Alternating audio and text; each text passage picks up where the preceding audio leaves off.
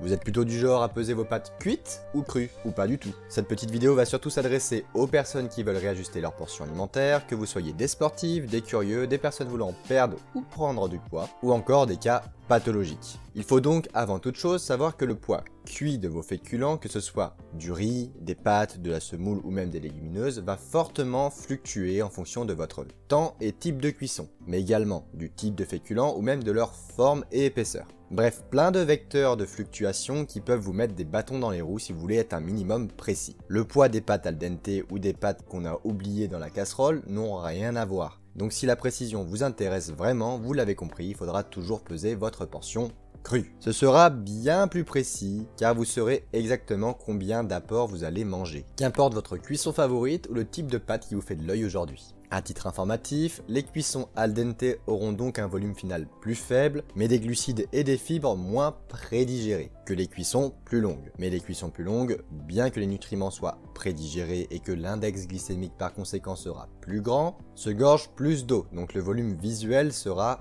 plus grand. Vous allez donc avoir l'impression de manger plus. Et ils seront également bien plus faciles à digérer. Une dernière petite note qui pourra être utile pour certaines pathologies.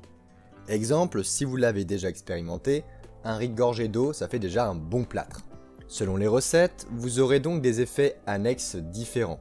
Bien que l'on recommande toujours la cuisson al dente, si vous avez un bon apport en fibres et en protéines associé à votre bouillie de riz, l'index glycémique de votre repas ne décollera pas non plus.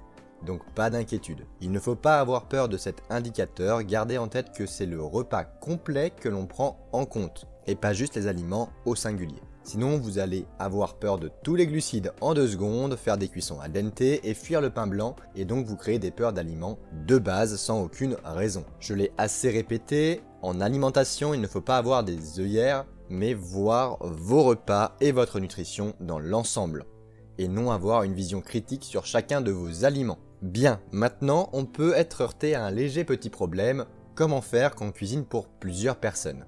Devez-vous faire les cuissons une par une? Bien sûr que non. Admettons que vous devez manger 70 g de pâtes crues et que vous avez une grande famille. Pesez le total cru que vous allez mettre à cuire, qu'on appellera poids cru. Ici on aura 500 g de pâtes crues mises à la cuisson, puis pesez le tout une fois cuit. Admettons que ça fasse 1400 g, qu'on appellera poids cuit.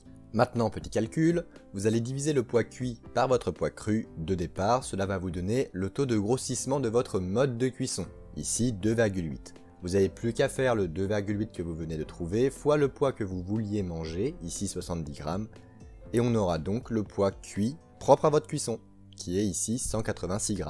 Donc vous pouvez vous servir 200 g de pâtes cuites. Tout simple, n'est-ce pas? Une fois ce réajustement fait, et si votre mode de cuisson reste similaire, vous pouvez arrêter de peser vos aliments et vous aurez réussi à acquérir une vision de ce qu'il vous faut personnellement durant vos repas. Le but est d'apprendre et de devenir autonome. Attention, je tiens à préciser que l'on n'est pas obligé de peser ce que l'on mange. Cet aparté de la nutrition sera surtout pratiqué en cas de réajustement de la portion alimentaire pour les personnes ayant des objectifs précis, que ce soit pour les sportifs ou pour certaines pathologies ou encore des personnes qui désirent perdre du poids. Conclusion, il sera bien plus précis de peser vos aliments crus que cuits si vous voulez être un minimum précis et de faire votre propre tableau de conversion des aliments en fonction de votre type de cuisine. Sur ce, mange bien, bouge bien, dors bien, tchuss!